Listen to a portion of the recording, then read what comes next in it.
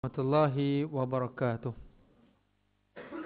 Alhamdulillahi rabbil alamin, wassalatu wassalamu ala asyrafil anbiya'i wal mursalin wa ala alihi wa sahbihi ajma'in. Rabbi shrah li sadri wa yassir li amri wa hlul 'uqdatam min lisani yafqahu qawli. Wasaddiq lisani bihaqqi Muhammadin sallallahu alaihi wasallam. Allahumma adkhilna mudkhala sidqi wa akhrijna mukhraja sidqa. Waj'alna min ladunka sultanan nasira. Allahumma aftah alaina futuhal arifin warzuqna fahman nabiyyin wa hifzal mursalin wa ilhamal malaikatil muqarrabin. Amma ba'd. Alhamdulillah, pertama sekali kita sama-sama merafakkan syukur kita pada Allah Subhanahu wa taala kerana Allah memberikan kita peluang hari ini, hari yang ke-15 kita dalam Ramadan. Berarti telah 15 hari kita berada dalam bulan Ramadan, tuan-tuan, untuk tahun ini. Macam mana setakat hari ini 15 hari? Dah rasa letih ke atau belum start lagi? Malah tahu kok ada yang baru lahir semalam, baru ni hari pertama dia Ramadan. Tak ada dah 15 hari dah kita berada dalam Ramadan. Ada orang tahun lepas bila mana Ramadan tinggalkan dia rasa lama dah habis dah Ramadan. Sampai alamak tu dia makan lemang ke apa semua macam-macam lah. Tak sempat aku nak baca Quran, tak sempat aku nak buat banyak benda macam-macam. Allah sayangnya. Okey. Ini dah 15 hari dah Allah bagi. Sayang lagi ke? Alamak lagi sekali ke? Allah bagi peluang untuk kali yang berikutnya Ramadan Allah dah bagi dah untuk hari yang ke-15 hari ini. Macam mana tuan-tuan? Malah inilah waktu untuk kita start, untuk kita speed sebenarnya. Tambahkan lagi kita punya maksimum speed kita. Kita masuk pertengahan Ramadan nak pergi ke hujung finale ni tuan-tuan. Maka sudah semestinya yang dah baca Quran sehari 5-6 helai, sudah pasti selepas separuh Ramadan dia akan lebih daripada yang dia buat hari-hari. Yang dah sedekah bulan Ramadan, alhamdulillah awal itu dah sedekah, dah bagi kurma apa semua, bukan berarti cukup dah, tak. Selepas 15 nak masuk hujung, dia akan buat yang lebih baik daripada yang awal. Yang dah tarawih 8 rakaat dengan witir 3 rakaat, apa lagi dia tambah pula solat malam lagi. Atau dia buat tarawih 4 rakaat, keempat lagi dia sambung bila tengah malam, pukul 3 sekarang. Dia sambung dengan tahajud apa lagi. Lepas tu terus, sahur terus. Maknanya dia tambah lagi nilai dia tu. Tarawih tu bagus dah, tapi waktu yang dia buat tu lepas isyak, bagus dah. Yang bagus lagi 1/3 malam terakhir, pukul 3 sampai subuh tu. Maknanya, dia menghidupkan malam Ramadan bukan sekadar hidupkan selepas maghrib hingga sampai pukul 10-11 saja, tak. Tapi dia hidupkan bila? Pada waktu prime time tu. Yang dipanggil 1/3 malam terakhir. Maknanya kita bahagikanlah 7.30 maghrib, contoh kita kata 7.25, 7.26. 7.30 maghrib sampai pukul 5.30, 5.40 subuh kan. Bahagi 3 waktu tu. So waktu yang terakhir itulah waktu yang paling baik sekali untuk kita hidupkan. Kalau kita boleh hidupkan sepanjang malam lagi baguslah daripada maghrib sampai subuh. Kerana Lailatul Qadar itu adalah salamun hiya hatta matla'il fajar. Lailatul Qadar itu akan bermula maghrib sehingga subuh. Boleh kalau nak kekal continue macam biasa, kita lepas isyak pergi masjid, 10.30 habis main tarawih apa semua, makan more tidur. Boleh je nak buat macam tu, dapatlah. Dapat juga kalau dia tak adakan Lailatul Qadar malam tu. Tapi dapatlah yang tempoh maghrib hingga isyak tu. Tapi kalau boleh pula dia datang ketika hujung malam, 3 pagi, 2.30 pagi, 3 pagi, dia hidupkan waktu itu. Itulah waktu paling kritikal sekali yang malaikat nak tengok dalam ramai-ramai ni. Siapa yang sanggup time tu. Justru tuan-tuan, ini waktu kita untuk kita mulakan langkah baru dengan kasut yang baru, dengan pakaian yang baru, dengan segala persekitaran yang baru untuk membantu kita menghidupkan hari-hari pertengahan hingga hujung Ramadan, insya-Allah. Dan sementara Allah bagi kita peluang dah 15 hari dah tuan-tuan. Okey. Ada orang tahun lepas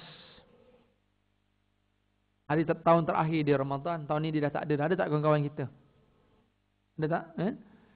Yang dia dapat tarawih, ada yang mungkin dia dapat seminggu saja, tiba-tiba dah meninggal. Kawan saya dia sempat 2 hari je Ramadan tahun ni. Subuh. Ramadan kedua subuh lepas sahur on the way nak pergi masjid, sembahyang subuh. Lintas jalan kena langgar meninggal depan masjid. Allah nikmatnya tuan-tuan, mati ketika nak pergi masjid tuan-tuan. Subuh pula tu, time sahur pula tu, bulan Ramadan Allah pilih dia. Kalau fikir-fikir, hebat kita lah. Kita 15 hari. Dia dapat sehari je. Tapi Dia dapat dalam keadaan walaupun di sehari Ramadan, tapi dia dapat dalam keadaan dia sedang nak ibadat kepada Allah. Oh dahsyat. Nikmat Allah bagi. Ada orang tahun lepas tuan-tuan, ni ketika tazkirah tarawih 4 rakaat, kita pun bagi tazkirah. Lepas bagi tazkirah, kita pun sambung lagi 4 rakaat. Sambung sembahyang tarawih. Bila sambung lagi 4 rakaat tu, saya ada perasan pak cik tu masih lagi bersandar dekat dinding tu. Kita perasan masa tazkirah tu dia mengangguk-ngangguk. Lepas 6 rakaat dia masih lagi bersandar, mungkin letih kot, tak apalah. Lepas 8 rakaat dia masih lagi bersandar kat situ. Habis tarawih orang berkejut dia, "Syekh, jomlah dah habis dah ni." Orang kejut-kejut dia rupanya dia meninggal tuan-tuan. Tengah-tengah elok-elok tarawih, tazkirah, dengan mudah Allah cabut nyawa dia ketika menghidupkan malam Ramadan. Sampai duduk bersandar macam tu, tenang, mudah tuan-tuan. Dan jadi tuan tengok kawan-kawan sebelah kita ni tengah-tengah bersandar ni. Mana tahu tiba-tiba kerah sekejap lagi. Mata yang belakang-belakang, duduk kat almari tu kan, kau boleh percaya tu. Nanti tiba kan senyap tu. Kita bacakan Yasin kedua lepas Zuhur nanti kejap, insya-Allah. Nikmat, jangan risaulah. Ni malaikat ramai ada dengan kita ni, termasuk malaikat Israel pun ada. Tuan-tuan rahmati Allah, kalau Allah boleh cabut nyawa kita tuan-tuan bulan Ramadan. Tapi kita nak minta sangat, kalau Allah itu nak cabut nyawa kita, biarlah Allah cabut sesudah Allah menghapuskan dosa kita. Ini Ramadan bulan pengampunan tuan-tuan kan? Bulan pengampunan. Bulan yang ibarat orang masuk keluar kena ampun, masuk keluar kena ampun. Itu sifat Ramadan. Menjadi satu benda yang pelik, ada orang ni masuk dalam kolam, keluar-keluar tak basah. Orang lain semua masuk basah, masuk basah. Keluar-keluar semua basah, kuyup. Seorang ni dia masuk-masuk, keluar-keluar, relax, dia kering, tak ada apa-apa.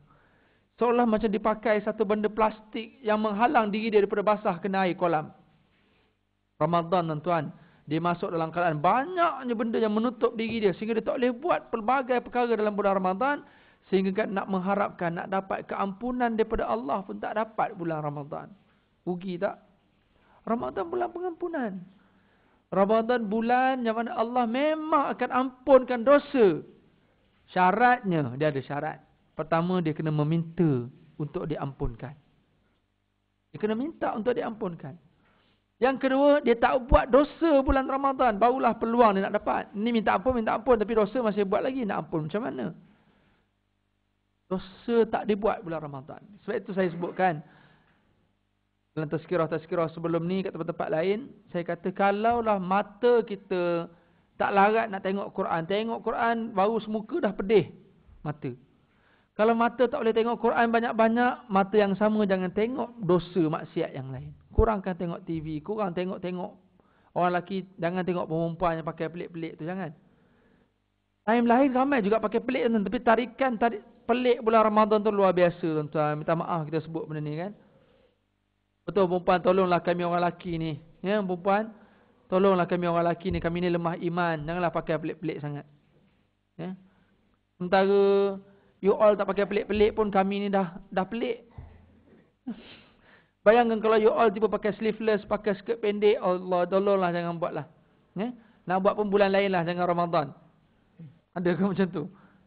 Kalau boleh jangan buat sampai bila-bila lah. Tolonglah jangan buat. Itu gangguan seksual kepada kami. Jangan sebut orang perempuan, sebut nak kata orang lelaki buat gangguan seksual. Ni orang perempuan dah lama dah membuat gangguan seksual kepada kami orang lelaki yang kuat seks ni. Bukan kita lah, orang lain. Terus lagi sekalian, ini cabaran kita tuan-tuan. Kalau mata tak boleh nak tengok Quran lama-lama, mata yang sama jangan tengok dosa-dosa yang banyak tepi jalan. Kalau mulut tak larat nak zikir banyak, nak baca Quran banyak, mulut yang sama jangan sibuk cerita pasal orang. Sibuk fitnah, mengumpat apa semua. Jangan sibuk mulut yang sama. Kalau tangan tak boleh nak pegang biji tasbih, tangan yang sama jangan sibuk nak buat benda-benda yang tak sepatutnya, nak berasuah lagi, nak transfer duit untuk nak macam-macam lah. Nak tipu, claim lah apa semua. Jangan buatlah tangan yang sama tu. Jangan buat. Kalau nak diampunkan dosa Ramadan, jangan ditambah dosa dalam Ramadan. Kalau rasa tak banyak pahala nak buat bulan Ramadan, jangan dibuat pula dosa. Biarlah pahala kita sikit tapi dosa kita tak ada. Dapat masuk syurga tak? Dapat. Berbanding orang yang pahalanya begitu banyak, dalam masa yang sama dosa juga berpikul-pikul dosanya. Pula tu Ramadan tidak diampunkan pula dosanya. Sebab apa? Sebab dia masih konsisten lagi dengan dosa. Malah minta ampun pun main-main saja. Maka pahala mungkin dia ada pahala. Dia baik dengan orang, dapat pahala. Tolong orang susah, dapat pahala. Kan dia pantang tengok orang macam lapar sikit, dia belanja. Pahala dia dapat. Tapi dosa juga berpikul-pikul. Maka dia akan diazab dulu oleh Allah sebelum dia akan dikeluarkan daripada neraka, masuk ke dalam syurga. Na'uzubillah. Kita kalau boleh tak nak macam tu. Kita nak golongan yang kita berpahala. Dalam masa yang sama dosa kita diampunkan. Ini Ramadan, tuan-tuan. Bulan keampunan. Kalau kita rasa Ramadan ini hanya bulan puasa saja, kita sama je macam orang lain. Yang mereka sanggup puasa Ramadan. Dia sanggup tahan. Tapi bab lain dia tak boleh tahan. Bab lapar dahaga jangan main-main. Saya ni nampak yang macam ni saya puasa tau. Walaupun saya tak semayang. Ramai tak orang cakap macam tu? Ramai. Semayang tak apa, bulan lain kita boleh buat puasa Ramadan je. Ada ke orang tu kat UEM ni? Pelik sangat kalau ada macam tu. Tapi ramai tak orang dia kalau puasa jangan main-main. Tutup aurat belum tentu. Sikit pendek juga. Kita jumpa dekat bazar Ramadan. Akak tu pakai sleeveless. Tahu sleeveless kan? Ada ke pakai kat sini? Kat surau tak pakai lah. Bergegar kopiah imam kalau pakai kat surau. Sleeveless kat bazar Ramadan. Fit. Ketat pakai, ya Allah. Kalau on shape tu okey lagi. Ni off shape. Pakai fit tapi off shape. Ya Allah, kita tengok pun hilang selera makan kita. Tapi dia sanggup juga nak pakai yang ketat-ketat tu walaupun dah off shape. Allah, tolong janganlah macam tu. Macam Teletubbies dah. On shape tu okey lagi lah. Nampak lah macam body fronts tu kan. Macam model-model iklan langsing badan tu. Slimming apa benda tu. Kan Allah, kat bazar Ramadan dipakai macam tu. Sleeveless. Ni akak buat apa kat bazar Ramadan ni kak? I pun puasa juga. Ingat you all je puasa. Masa nak tempeling je. Sebaik aku ustaz. Sedari sekalian, dia boleh tahan diri dia daripada tak makan. Tapi dia boleh tak tahan diri dia daripada nak buat benda-benda yang mengundang dosa dalam Ramadan. Kalau sedari kita kena ingat satu je prinsipnya. Ramadan ini, kita buat pahala berganda-ganda kita dapat pahala. Tapi adakah kalau buat dosa, tak berganda? Berganda-ganda juga. Ramadan itu prinsip dia. Buat benda sunat, dapat pahala macam wajib. Buat benda wajib, digandakan sehingga beratus kali ganda. Buat benda haram, berganda-ganda juga dosanya. Dan ini bulan yang Allah muliakan, maka kita tidak respect dengan bulan yang dimuliakan, dengan kita masih lagi committed dengan dosa-dosa. Na'udzubillah, tak boleh macam tu. Sesedari yang dirahmati Allah, sebab tu kita ulang sekali lagi. Kalau rasa tak sempat nak buat baik, ya kita sedar, kita bukan orang pencen boleh duduk masjid saja. Kita sibuk, kita kena kerja. Kita kena kerja malam pun nak bangun banyak sangat Ustaz, letih Ustaz, pagi esok nak jaga pagi dengan jam lagi apa semua datang kerja. Okeylah. Kalau rasa tak sempat nak buat baik banyak-banyak, jangan buat dosa bulan Ramadan. Itu je prinsip dia. Sesedari yang dirahmati Allah. Kalau kita sibuk menganggap Ramadan hanya untuk bulan puasa sahaja, kita sama macam orang lain yang mementingkan puasa sahaja tapi tak penting benda-benda lain. Malah kita pun mungkin satu masa mungkin lebih kurang macam apa? Macam haiwan. Yang mereka juga ada puasa. Bab tahan makan. Binatang pun ada time yang dia tahan makan. Tuan pernah tengok dokumentari tu. Saya pernah tengok National Geographic versi bahasa Arab punya. Dia buat dokumentari tentang polar bear. Tahu polar bear? Yang bertumpuk-tumpuk dekat zoo tu. Itu panda. Polar bear tak ada kat zoo kan. Tak boleh. Sebab dia kena kat negara sejuk je. Beruang kutub tu, dekat salji tu, badan putih, bulu tebal tu. Tuan-tuan perasan tak, ada time dia berjalan. Tapi ada time dalam setahun, rupanya 3 bulan dia akan stay tidur. Kalau bergerak pun sekejap, celik-celik mata, tidur balik. Minum air sikit, tidur balik. 3 bulan dia tak makan. Rupanya. Maka orang buat kajian, rupanya itu dipanggil hibernation process. Proses hibernasi, dia nak menyingkirkan lemak dia, kolesterol dia, kecil manis dia, gaut dia, apa semua tu. Dalam 3 bulan dia ada. Dia tengok kita lembik apa barang. Aku 3 bulan puasa. Korang sebulan je. Polar bear. Malu kita dengan dia. Dia tak makan. 3 bulan. Sebab tu kaum wanita, isteri-isteri kat belakang. Jangan marah suami kalau bulan Ramadan tidur saja. Jangan marah. Sebab dia sedang mengalami proses hibernasi. Sedang menyingkirkan segala masalah-masalah yang ada dalam badan dia tu. Sebab macam mana kan timbullah kenyataan dah keturunan beruang kutub. Minta maaf banyak-banyak. Ya? Tapi tak ada masalah lah. Tidur pun berpahala insya-Allah bulan Ramadan. Sebab tidur kita tak buat dosa. Tuan. Seselagi yang dirahmati Allah. Kalau kita menganggap Ramadan tahan lapar, tahan makan saja, kita lebih kurang. Ya? Kita lebih kurang macam haiwan. Kita lebih kurang macam orang yang bukan Islam. Mereka juga ada puasa tak? Orang Hindu, dia ada puasa tak? Nak pernah tak bersembang orang bukan Islam? Betul kita sekali jumpa orang bukan Islam, jangan kita rasa macam nak gap sangat tak. Naik taksi ke, naik grab car ke, sekali sembang ada orang. Happy tau kadang-kadang, benda tu hilang stres. Rupanya dia orang pun ada puasa. Thaipusam, dia orang ada puasa. Dia orang pun sebenarnya dalam setahun ada sebulan memang dia orang kena tahan diri dia. Bagi yang betul-betul berpegang dengan kitab dia tu, Dharma, Veda, ke benda semua tu, sebenarnya dia orang juga ada puasa. Tapi beza dia puasa dia pendek je lah. Dalam lebih kurang pagi pukul 7, pukul 8 sehingga lebih kurang petang macam tu je. Tak boleh makan tapi boleh minum. Orang Kristian mereka juga ada puasa. Ada ke? Ada. Sebab tu dia ajar kita bila malam sebelum tidur kita makan sikit. Dia panggil apa? Sebelum tidur tu makan sikit tu. Supper. Kalau dari sudut Islam tu dia panggil supper. Tak elok makan lepas tu tidur. Berarti Islam dia tidur, kemudian makan. Dia panggil apa? Sahur. Dia kan ada beza sikit tu. Dia ajar kita makan sikit, kemudian tidur. Tidur tu sebenarnya puasa. Tidur kan, mana ada orang makan masa tidur? Tidur sampai pagi, makan pagi dia panggil apa? Apa? Breakfast. Kan? Breakfast, pronunciationnya breakfast. Tapi dia sudut akademik bahasa bakunya breakfast. Orang putih ni kan mabuk sikit. Dia tulis lain, dia sebut lain. Kan? Macam ni lah, apa tanah tinggi. Orang putih cakap apa? Tanah tinggi? Highland, betul tak? Tapi dia sebut Highland ke Highland? Ada yang sebut genting Highland? Tak ada kan? Genting Highland. Tapi sebenarnya land, L-A-N-D bunyi dia land. Sama juga breakfast. Sedangkan breakfast. Kan? Break from fasting. Berarti buka puasa. Kan? Itu buka puasa lah tu. Maknanya time tidur tu adalah puasa bagi mereka. Asal tak makan tu namanya puasa lah. So kita tak. Kalau kita menganggap puasa ini hanya tak makan tak minum, kita lebih kurang macam beruang kutub, kita lebih kurang macam orang Hindu, kita lebih kurang macam orang Kristian. Mereka juga ada time mereka tak makan tak minum. Maka kita Ramadan bukan sekadar tak makan tak minum. Kita ada banyak benda lain kan? Kita bukan sekadar tak makan tak minum, kita tak baca Quran, kita tak sedekah, kita tak tutup aurat, macam-macam benda yang kita tak. Jangan macam itulah. Kita kena buat yang lain-lain ni. Kita boleh tahan tak makan. Kita tak ambil rasuah. Kita boleh tahan daripada tak makan, tak minum. Kita baca Quran pula. Kita jaga semayang 5 waktu. Kita tolong orang susah. Kita sponsor kawan nak buka puasa. Kita buat macam-macam kelebihan. Malam kita hidup sekejap lebih daripada biasa. Biasa pukul 9, 10 kita tengok TV. Sekarang tak, sibuk dekat masjid. Biarlah sampai pukul 10, pukul 11 pun. Sebab time lain memang kita time tu dah tidur dah. Bulan Ramadan lewat sikit tidurnya. Pukul 12, 1 baru tidur. Sebab lepas tu nak tadarus sikit.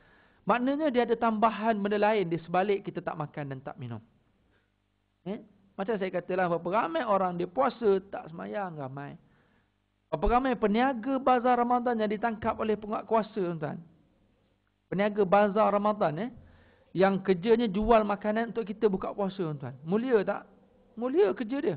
Memberi makan orang untuk berbuka. Tapi malangnya bukan beri makan free lah. Beri makan dengan berbayar lah. Tak apalah sekurang-kurangnya dia bantu kita yang tak sempat atau malas nak masak. Kan? Okey, dia tolong kita dengan jual. Tapi rupanya dia menyediakan makanan kerana dia sendiri tak semayang. Ada peniaga bazar Ramadan tak puasa. Ada penguat kuasa. Saya pernah bertugas di Jabatan Agama Islam Wilayah tuan selama lebih kurang 6 tahun di Jawi. Sekarang dah pencen dah. Memang banyak Jais ke Jawi tangkap peniaga-peniaga penjual yang jual awal sebelum pukul 3. Kan dia ada undang-undang kan, sebelum 2.30, sebelum pukul 3 tak boleh jual kepada orang Islam lelaki. Tapi dia jual awal ramai. Ada yang memang jual pagi, pukul 8 pagi ada. Malah dia sendiri tak puasa tuan. Ada. Penguat kuasa tangkap dia jual air tu, air syurga tuan, air Kausar nama dia. Oh, yang mana hijau ada macam-macam benda dalam tu kan. Dahsyat dia. Dia boleh ambil daripada syurga tu, dia jual. Dia sendiri tak puasa tuan. Tak puasa. Bayangkan dia nak set up bus dia pukul 2, pukul 3 tengah panas tuan. Dia berdal dulu air syurga tu. Lah dia dah pernah duduk syurga, tak payah puasa dah. Saudari sekalian. Macam mana kita nak makan makanan yang berkat kalau datang daripada tangan yang tak berkat macam tu? Itu kena hati-hati tuan. Bukan salah pergi bazar Ramadan. Tak salah. Cuma nak tengok lauk tu, tengok peniaga tu. Tengok lauk, tengok peniaga. Kalau rasa something wrong peniaga, tengok pakaian, tengok muka tu pun tak ada langsung kesan-kesan wuduk. Contohlah. Kita boleh rasa insting tu. Tengok muka tu gelap perut, tengok muka dia ni. Orang Kelantan kata gelap perut. Serabut, tengok muka dia ni. Tak payah belilah makanan yang dia jual tu. Kau tengok rasa muka dia tenang je. Kita boleh rasa, tuan. Boleh rasa tak? Kau tuan tak ada tengok makanan je.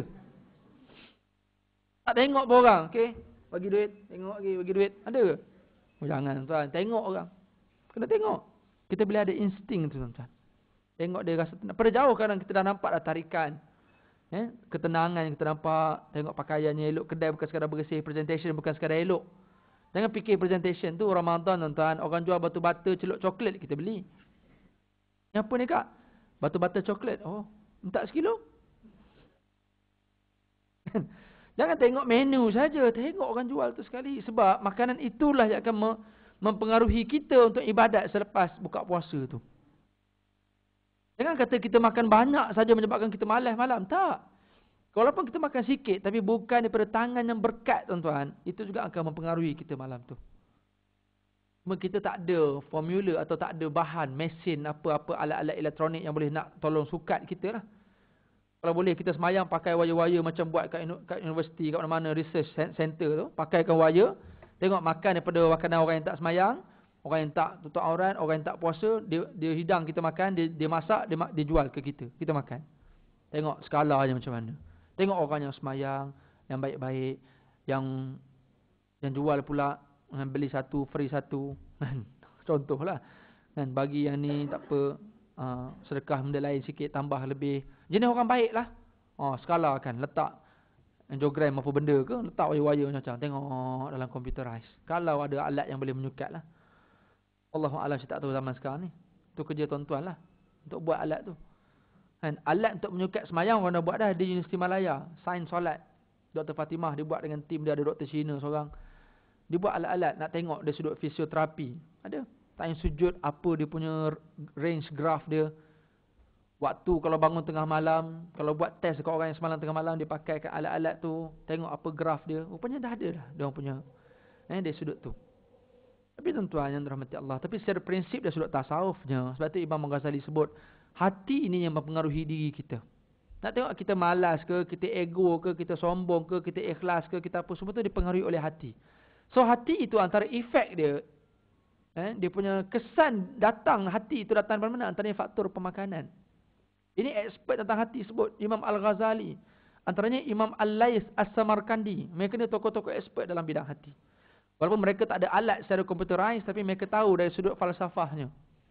Hati itu akan dipengaruhi antaranya oleh makanan kita. Bukan semata-mata perut dipenuhkan dengan makanan saja. Tapi kalau makan itu walaupun sikit, tapi daripada tangan orang yang tak berkat, yang bermasalah, itu juga akan mempengaruhi kita. Lepas tu kalau kita boleh compare, kenapa aku malam ni rasa mengantuk sangat? Tengok kita makan daripada mana. Apa? Cuba try compare buka puasa dekat rumah orang alim ke atau buka puasa kat masjid ke, yang ada tertib dia. Kadang-kadang makan sikit betul pergi semayang dulu, betul sambung makan balik kan. Kita kenal pula yang sediakan makanan tu orang baik-baik semua. Dia lain efek dia untuk ibadat malam tu. Kalau tuan-tuan boleh buat comparison lah. Pergi tengok gaya macam tak ada harapan semua kan. Asal membujur lalu melintang patah kan. Semua di bedalnya kan. Tuan-tuan dirahmati Allah. Tapi nak katanya Ramadan ini bukan sekadar tahan lapar, tahan minum saja. So kita buat macam-macam benda lain. Okey tuan-tuan dan puan sekalian. Ramadan juga bukan sekadar bulan puasa. Dia adalah bulan kita kata apa? Bulan keampunan. Syaratnya jangan buat dosa dan kena minta ampun. Bulan Ramadan juga dia ada bulan Al-Quran. Betul tak? Syahrul Quran. Ya Allah kata Syahrul Ramadan alladhi unzila fihi Al-Quran. Kenapa Allah pilih Ramadan adanya Quran? Kenapa Allah tak pilih bulan lain? Sedari tuan-tuan yang rahmati Allah sekalian, siapa yang minat matematik sini? Minat tak? Pandai? Siapa yang suka matematik? Saya minat tapi tak apa pandai. Minat je lebih. Tapi dari segi saya pandai. Dia matematik memang dia lah. Memang bidang dia. Matematik. Daripada Quran tu rupanya, dia boleh dapat macam-macam formula mathematics. Ahli matematik, dia akan nampak Quran dari sudut maths. Hebat tuan-tuan. Contoh, mereka buat kajian tentang Lailatul Qadar. Dan bila berlaku? Dari sudut matematiknya, hebat. Kau orang putih ada buat cerita. Apa nama cerita yang nombor-nombor tu? Numbers. Betul kan? Tajuk dia nombor. Dahsyat tuan. Dalam Islam, memang ada dipanggil satu ilmu namanya abjadiyah. Nombor.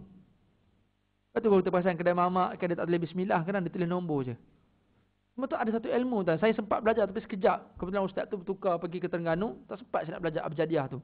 Dah best dah, baru nak belajar. Lepas tu dah tak sempat. Kan? Tuan-tuan pun nak belajar benda tu kan, tapi baru nak belajar ustaz mati pula. Abjadiyah tuan-tuan. Rupanya best. Rupanya maths ini ada kaitan. Quran pun orang boleh kaji maths. Dia kaji laut ini ada berapa kali Allah sebut dalam Al-Quran. Dia kaji. Dan dia compare dengan dari sudut sains ni apa. Adalah formula macam-macam. Tak sempat nak cerita semua. Buat contoh ni, Lailatul Qadar ni. Orang buat kajian. Lailatul Qadar bila berlaku? Dan orang kata apa? Malam 27. Orang buat kajian. Kan? Allah kata, Inna anzalnahu fi Lailatul Qadar. Kan? Orang buat kajian. Berapa kali Allah sebut perkataan Lailatul Qadar dekat dalam Al-Quran? Berapa kali? 3 kali. Betul? Inna anzalnahu fi Lailatul Qadar wa ma adraka ma Lailatul Qadar. Lailatul Qadar khairun min alfi syahr. Lepas tu ada tak? Tak ada dah. 3 kali je. Kan? Kemudian tanazzalul malaikatu ruhu fiha bi izni rabbihim min kulli amr salamun hiya hatta matla'il fajar. Orang buat kajian. Perkataan hiya itu dalam suratul Qadar ada 30 perkataan, ada 114 huruf. Cuba kira. Dan surah Al-Qadar sahaja 114 huruf, tak saja cuba kira. Ada 30 patah perkataan. Kalau pandai kita divide lah. Inna satu perkataan, anzalna satu perkataan, hu satu perkataan, Al-Qadar satu perkataan. Mana dia pandai buang-buang satu-satu tu, divide. Dia ada 30 perkataan, ada 114 huruf. Menggambarkan apa? Allah kata kami turunkan Al-Quran pada malam Lailatul Qadar. Inna anzalnahu. Hu tu Al-Quran. Dan inna anzalnahu fi kami sesungguhnya kami turunkan Al-Quran pada malam Lailatul Qadar. Jadi orang maths, pakar matematik, dia buat kajian. Dia buat dari sudut numbers. Bila sebut Al-Quran turun malam Lailatul Qadar, dia orang buat kajian bertepatan tuan-tuan. Nak kata mukjiz ni. Benda yang sangat luar biasa. Ada 114 huruf, ada 30 patah perkataan. Quran ada berapa juzuk? 30 juzuk. Ada berapa surah? 114 surah. Betul Allah kata inna anzalnahu. Dalam Quran Allah guna 2 perkataan. Satu Allah guna wa nunazzila. Anzalna satu, nazzalna satu. Allah guna 2 perkataan. Sebab Quran punya ada 2 peringkat penurunan. Satu dia panggil anzalna, kami turunkan Quran sekaligus. Kalau nazzalna, kami turunkan berperingkat-peringkat. Apa beza tu?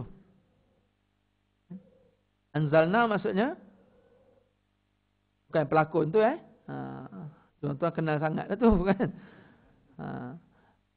Anzalna maksudnya sekaligus.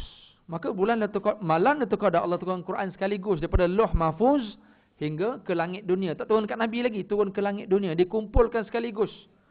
30 juzuk 114 surah dengan semua ayat 2634 no. Kan?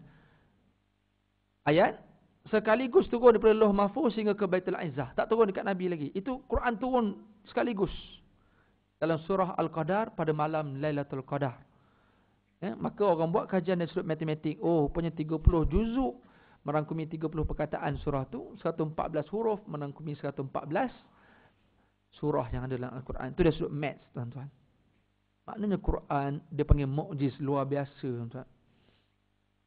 Ada orang, dia bukan sekadar baca, tapi dia kaji Quran. Betul, Ramadan ni bulan, kalau tak boleh kaji pun sekurang-kurangnya baca. Tapi kalau dah selalu baca, apa kata kita tahun ni kita buat kajian tentang Quran. Dan kita tak payah susah tuan. Buku dah ada dah. Ensiklopedia Al-Quran. Tuan tak payah sibuk nak kaji. Konon macam cerdik sangat. Cari Quran, cari ini. Banyak penuh meja. Tak payah. Beli satu ensiklopedia Al-Quran dah. Semua detail dalam tu. Semua ada. Tuan-tuan nak apa? Orang yang minat binatang. Dia boleh kaji binatang-binatang berdasarkan Quran. Orang zoologi. Dan daripada Quran. Macam kita lah. Kita tak apa minat binatang. Kalau pergi zoo, budak-budak suka lah terloncat-loncat. Kita tengok rimau, tengok gajah gitu je. Tapi kalau orang minat binatang, dia tengok gajah kau tengah duduk. Kenapa dia duduk? Kalau dia melangkah, tiba-tiba dia angkat kaki sebelah. Lambat letak. Kenapa? Orang yang kaji, dia tahu benda ni. Oh, ni mesti sakit perut. Oh, ni mesti tengah nak mengawan. Oh, dia tahu benda tu. Oh, anak saya buat binatang memang minat lah. Saya ada 8 orang anak tuan. Nampak je bodoh macam ni. 8 anak. Yang seorang ni umur 6 tahun. Namanya Rifki. Dia bak binatang. Dia memang ni lah dia.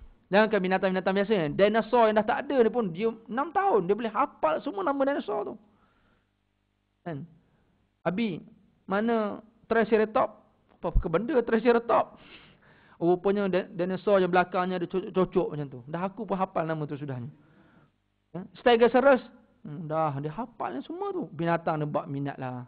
Lepas tu kerja saya, kalau ada free, saya sikit pergi zoo. Saya sikit farm in the city. Saya sikit zoo. Saya sikit farm in the city. Cukup lah tu. Tuan pernah pergi farm in the city kat Seri Kembangan. Oh, tu best tuan. Kita yang tak minat binatang pun minat. Sebab kita boleh pegang binatang tu. Kalau kat zoo negara, tengok je lah. Oh, kalau kat situ boleh. Saya boleh pegang. Kan? Boleh bagi makanan free. Best. Saya sekali pergi tuan. Hilang stres. Kalau rasa boring, duduk dalam tu. Tak payah keluar. Orang zoologi tuan, dia minat binatang, dia baca Quran, bukan sekadar baca, dia boleh fikir tuan. Contohlah, Allah sebut dalam Al-Quran, Allah umpamakan orang Yahudi ini, orang yang sangat bodoh, seperti mana himar. Kamathalil himar, yahmilu asfara. Kenapa Allah sebut perkataan binatang, keldai? Kenapa Allah tak sebut benda lain? Panda ke? Serigala ke? Allah sebut himar. Orang Arab, Quran kan turun kat orang Arab kan? Orang Arab yang dapat dulu Quran ni. Mereka dengar himar, mereka sangat sensitif tuan-tuan. Kita dengar keldai, kita okey lagi. Kita kalau orang Melayu sensitif, kita apa? Kalau orang marah, kita orang maki, kita orang cakap apa? Babi, betul tak? Kalau cakap keldai, kau ni keldai lah. Macam biasa lagi. Tapi kalau cakap B-A-B-I lah kau ni, pun biasa juga. Kau ni khinzir, biasa juga. Kalau cakap babi, kau pun babi juga. Betul kan? Macam tu lah. Dan cakap tu pun kena ada nada yang betul kan. Kalau you ni macam babi lah. Tak ada kan. Dia mesti babi. Dia lain. Kita bab tu sensitif. Minta maaf lah sebut babi banyak kali malam tengah hari ni. Salah ke sebut babi. Kesian babi tu kan. Tak terpaksa buruk semua aku. Apa salah aku? Kan? Kesian babi. Ada tak babi dalam syurga tuan? Ini cerita zoologi ni. Nak cerita keldai, cerita pasal babi tak habis nanti. Lain tahu kita cerita pasal babi tuan. Best sebenarnya pasal babi ni. Keldai tuan. Kenapa Allah umpamakan Yahudi ni bodoh macam keldai? Rupanya ada orang zoologi, Dr. Nora Matthew tak silap saya, daripada Texas University. Dr. Nora. Dia 15 tahun duduk dengan keldai tuan. Orang putih tu kata dia kalau kaji betul tak? 15 tahun dia makan dengan keldai, tidur dengan keldai, pergi shopping dengan keldai, semualah. 15 tahun dia. Macam orang duduk kerja National Geography tuan. Gaji dia orang dahsyat kan. Kalau kerjanya kaji rimau je lah. Berapa bulan dia, berbulan-bulan duduk dalam hutan, pacak dia punya kamera dengan telefoto lens dia tu, duduk je. Berbulan-bulan kaji rimau saja tuan. Gaji dia orang memang puluh ribu lah. Kan? Kalau gaji dia memang A lah dia punya kajian. Dia kaji keldai tuan. Rupanya bila dia buat kajian, keldai sebenarnya tak bodoh. Kita binatang biasa kalau cerdik, kita kalau yang hebat-hebat binatang ni apa kita? Kuda, betul tak? Lepas tu Ferrari dia guna kuda. Siapa yang berani nak buat kereta logo keldai ada? Tak ada kan? Kereta mahal juta-juta pun logo keldai, tu murah kereta tu. Tapi kalau kuda pun nampak sophisticated, elegant dia tu. Kan? Continentalnya kalau tiba-tiba kuda kat depan. Rupanya dia buat kajian, kuda lebih bodoh daripada keldai. Yang tu orang sebut, bukan saya bukan bidang ni. Saya baca jurnal dia. Dia buat apa kuda tuan. Sekali dia buat kuda, dia letupkan satu benda meletup macam merecul lah. Apa berlaku dekat kuda bila meletup? Dia punya lari tu, lantaklah apa atas belakang dia, apa pokok ke, hutan ke, duri ke, laut ke, sungai, dia redah terus. Sebenarnya dia lemah, jatuh gaung, dia boleh mati. Kuda. Tapi keledai tuan-tuan, dia buat kajian, dia letakkan mercun yang sama. Apa berlaku kat keledai? Dia tak buat bodoh, dia memang bodoh. Kan? Apa keledai buat? Letak mercun yang sama. Kuda menggelabah lagi. Langgar semua habis. Keledai buat apa? Dia bukan buat tak tahu. Dia membatukan diri dia. Dia senyap terus. Tapi dia bukan senyap. Lepas tu baru dia buka mata, dia analisis. Apa berlaku sebenarnya? Tak percaya, duduk dengan keledai. Bila saya baca jurnal tu, saya pun terfikir. Sebab saya 4 tahun zaman saya ambil first degree law dulu buat dekat Mesir. Saya duduk dekat Tontor. Tontor ni dia jauh sikit daripada Cairo, lebih kurang 2 jam. Dia agak kampung, kawasan pertanian tuan-tuan. Tapi bukan berarti universiti tu kurang cerdik sikit, tak. Sama je. Cawangannya sama, Universiti Al-Azhar juga. Kawasan saya, memang rumah saya pun memang ke kawasan Scandinavian lah. Memang best sikit lah. Ada sungai, ada taman, ada ni lah.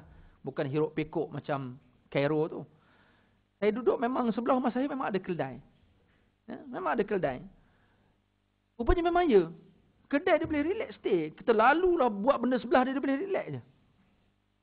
Keledai dia jarang ada pakai penutup mata. Tapi kalau kuda kan ada penutup mata tu. Keledai dia tahu untuk nak membatukan diri, tapi dia macam sama, dia analisis. Dia bukan buat bodoh je tak. Dia kaji. Lepas tu baru dia decide, aku nak kena lari atau aku boleh stay. Lepas tu ada time dia akan lari, ada time dia akan stay. Keledai dia lebih cerdik daripada kuda sebenarnya. Tapi kenapa Allah umpamakan Yahudi bodoh macam keledai sedangkan dia cerdik? Yahudi cerdik ke bodoh? Cerdik kan? Sama tak dengan keledai? Cerdik tapi dia bodoh. Macam Yahudi tak? Cerdik tapi bodoh. Kita yang mana? Nampak bodoh tapi cerdik. Kalau orang tanya apa-apa senyap, jangan jawab. Kalau jawab salah nampak bodoh, bebek senyap, nampak cerdik. Kan? Kan selalu bila ustaz tanya je semua orang senyap, tak nak jawab. Kalau jawab salah, kau orang kata aku bodoh. Biar aku senyap, nampak cerdik. Okey. Yahudi memang cerdik tuan-tuan. Cerdik tak Yahudi? Yahudi ada berapa orang dalam dunia ni? Kita katalah let's say tahun 2016 30 juta. 2006 statistik 2006 20 juta. 30 juta tuan-tuan. Let's say lah 2016 30 juta. Rakyat Malaysia ada berapa juta? 30 juta. Indonesia 300 juta. China berapa bilion? India berapa ratus juta? 800 juta. Kan? Yahudi 30 juta saja. Tapi dia kontrol dunia tak? Kontrol dunia tuan. Tahu tak? Syarikat tobacco tu. Tu syarikat tobacco tuan. Ada yang masih menggunakan lagi tobacco tu. Tuan sekalian. Tak apa. Ni saya nak bagi berita baik kepada perokok-perokok tegar. Kita dalam perbahasan fiqh hukum hakam ni tuan-tuan. Dia ada dipanggil fiqhul mu'asirah. Itu memang bidang saya lah. Saya memang ambil law dalam bidang hukum syariah. Dia panggil fiqhul mu'asirah. Fiqh semasa yang tak dibincangkan zaman dulu. Ini orang bincangkan orang yang kena insulin macam mana. Puasa batal tak batal. Orang yang diabetes macam mana. Orang yang asma boleh inhaler tak. Orang yang sakit jantung boleh makan tak GTN pill, kemam bawah lidah. Dalam fiqhul mu'asirah dibincangkan oleh tokoh-tokoh perubatan, pakar-pakar dari bidang rawatan ni. Orang yang ada asma sembuh inhaler tak batal puasa. Orang yang sakit jantung tu kan, dia ada masalah koronari tu. Saluran darah jantung dia sempit. Dengan dia makan GTN pil tu, letak sikit bawah lidah, bukan telan pun, letak saluran darah tu akan mengembang, dia boleh stabil balik untuk nak pump darah tu. Akhirnya dia pun keluarkan balik. Sekarang tu batal puasa tak? Tak batal. Maknanya bukan semua benda yang masuk ke mulut ni tak batal puasa. Itu fiqhul mu'asirah bincang. Dulu tak bincang. Fiqh semasa, fiqh perubatan bincang benda tu. Termasuk juga rokok tuan-tuan. Orang bincang. Bagi kes orang yang memang dah tak tahan sangat, dia dah menggeletar sangat dah. Pukul 2 petang, pukul 3 petang, menggeletar sangat dah. Dan akhirnya dia merokok tuan. Dalam kes itu, menggeletar ni, akhirnya dengan dia merokok, membatalkan puasa. Itu berita baik tuan. Aku baru nak seronok ni. Batal juga. Habis tu apa? Orang tadi tu sebab dia dah kes kritikal, terdesak ni, sakit jantung, makan pil boleh. Asma, terpaksa ambil nebulizer, boleh. Saya pun terpaksa ni Ustaz, pukul 3 petang, yang tu tak boleh. Sebab yang dua yang awal tu ubat tuan, rokok bukan ubat. Untuk darah rokok memang takkan jadi ubat. Dah getah macam Parkinson pun tak boleh Ustaz, tak boleh. Kalau nak sangat, pergilah mengadap exhaust lori tu, duduk depan tu. Tu insya-Allah berhenti tu Parkinson. Lori jalan, dia pun jalan sekali. Saudari sekalian, orang yang minat Quran, dia kaji binatang, dia dapat jawapan binatang. Orang yang minat apa tentang apa? Geologi. Minat tentang kaji bumi, dia dapat ilmu daripada Quran. Nak katanya ini Ramadan, peluang kita sebenarnya untuk berjinak-jinak dengan Quran. Sempena nuzul Quran tuan kan, bila nuzul Quran? 17 Ramadan ni. Nuzul Quran. 17 Ramadan Allah sebut dalam kita cuti kan? Sebab tu kita tahu tu, turun Quran 17 Ramadan sebab cuti. Dulu Selangor je cuti, wilayah tak cuti. Kan sebab Quran turun kat Selangor. Tak boleh jadi ni Quran, kita pun ada Quran juga, okeylah cuti juga. Wilayah sudahnya kan. 17 Ramadan. Tuan-tuan perasan tak 17 Ramadan kita cuti nuzul Quran kan? Betul kan? Tapi Allah kata dalam Al-Quran, inna anzalnahu fi lailatul qadar. Kami turunkan Al-Quran pada malam Lailatul Qadar. Bila pula 17 Ramadan Lailatul Qadar? Biasanya Nabi sebut dalam hadis, taharrau Lailatul Qadri min ashril awakhir min Ramadan. Carilah Lailatul Qadar pada 10 malam akhir. 17 bukan 10 akhir. Udah. Tu macam mana kita cuti 17? Kena revise balik, tukar tarikh. Rupanya tak, rupanya betul. Ramadan Quran turun 2 peringkat. Pertama sekaligus yang saya kata dalam yang disebut dalam inna anzalnahu lailatul qadar tu. Turun daripada Lauh Mahfuz ke langit dunia, tak turun dekat Nabi lagi. Langit dunia dipanggil Baitul Izzah. Dekat mana? Wallahu a'lam. Ya. Kemudiannya ada ulama kata ayat pertama yang Iqra tu ayat 1 hingga 5 surah Al-Alaq. Ada ulama menyatakan bahawa ayat pertama turun dekat Nabi dekat Jabal Nur, dekat Gua Hira tu. Ketika usia Nabi 40 tahun melalui perantaraan malaikat Jibril tu. Itu berlaku pada 17 Ramadan. First time turun dekat Nabi. Menggunakan perkataan nazzalna. Kami turunkan secara berperingkat-peringkat kepada Nabi daripada start umur 40 sampai umur Nabi 63. Berarti 23 tahun. Berperingkat. Dia panggil munajjaman. Berperingkat-peringkat. Itu yang 17 Ramadan. Ada yang kata 23 Ramadan. Ada yang kata 21 Ramadan. Untuk first time Quran turun dekat Nabi. Tak apalah khilaf ulama pada tarikh tu. Yang penting ada juga pandangan kata 17 Ramadan kita cutilah. Elok kita minta dekat Jabatan Sumber Manusia supaya cuti semua tarikh khilaf tu. 17 cuti, 21 cuti, 23 cuti. Barulah kita sempat baca Quran. Kalau sempatlah, kalau tidur tak payah cutilah. Sesedari yang terhormati Allah, ini Quran. Syahrul Quran Ramadan. Hudan linnas, dia adalah manual kepada manusia, Allah kata. Petunjuk kepada manusia. Bagi yang bukan sekadar baca, tapi dia mengamalkan isi kandungannya. Kalau dia sanggup untuk puasa bulan Ramadan, Allah kata, kutiba alaikumusiyam, diwajibkan kamu puasa. Maka dia jangan argument, buat excuse kepada benda-benda lain yang Allah wajibkan juga dalam Quran.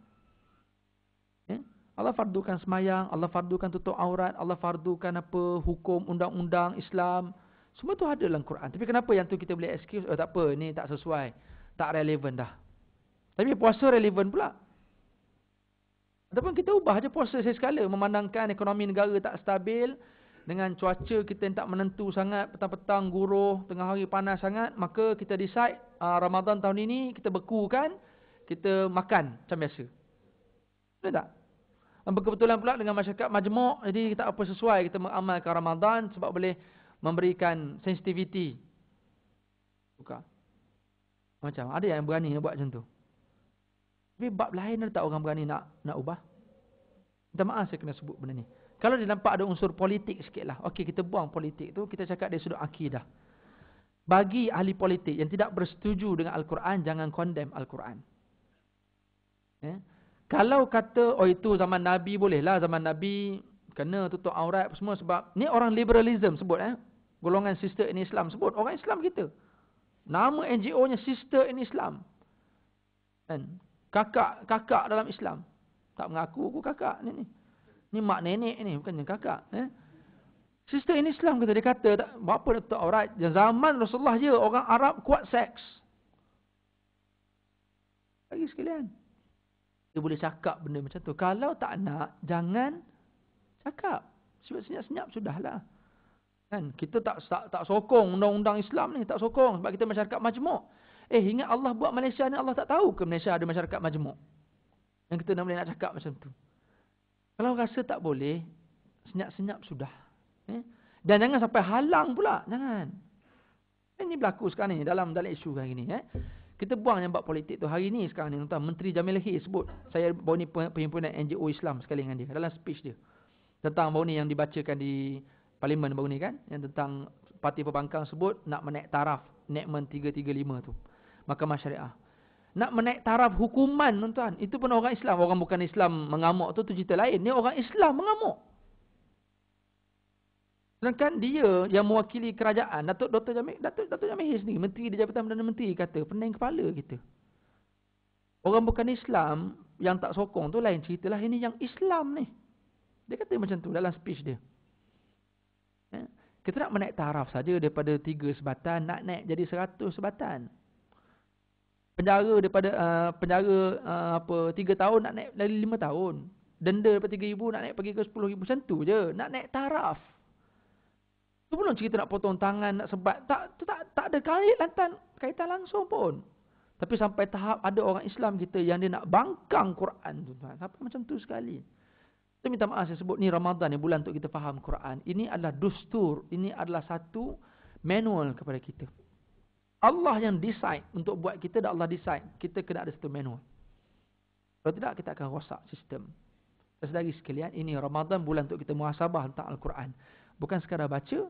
Kalau rasa tak boleh nak praktis Al-Quran lagi, tak apa. Senyap-senyap sudah. Jangan nak promote dekat orang. Ni tak relevan, ini tak boleh buat. Jangan. Bahaya tuan-tuan. Dia boleh mengganggu akidah kita. Minta maaf saya kena sebut benda tu. Okey, sekian dimaklumkan. Okey. Tuan-tuan dan puan sekalian, kita ada beberapa minit saja lagi. Ini Ramadan, bulan pengampunan kita dah sebut tadi. Dia bukan sekadar bulan puasa, dia bukan sekadar bulan Al-Quran. Ramadan juga dia adalah bulan tabarruk. Tabarruk ni apa? Bulan sedekah. Dah berapa banyak dah kita sedekah Ramadan? Okey, kita mungkin banyak masuk tabung kan? Dalam banyak-banyak tabung yang kita nak sedekah bulan Ramadan, saya cadangkan, jangan kita lupa untuk sedekah ke dalam tabung untuk majlis buka puasa. Itu satu benda yang mungkin eksklusif yang ada pada bulan Ramadan. Sebab bulan lain jangan jarang orang nak puasa ni. Tapi Ramadan, boleh kata majoriti orang akan puasa.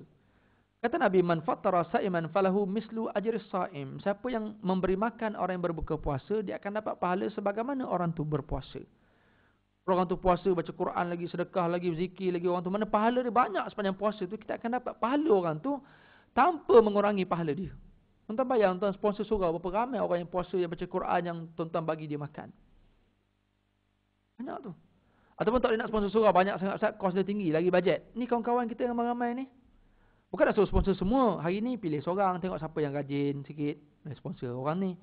Nampak esok dia mengumpat, tak ada sponsor dia. Orang lain pula. Kan? Dia cari. Dia bagi kurma. Nanti awak nanti buka puasa dalam jam ke apa. Nanti makanlah kurma ni. Kita tak tahu. Kadang-kadang kurma yang kita bagi tu dia simpan dekat dalam kereta. Time dia terdesak. Tak sempat nak singgah mana kedai. Tiba kurma kita dia makan. Allah. Pahala tak kita dapat? Pahala tak? Pahala.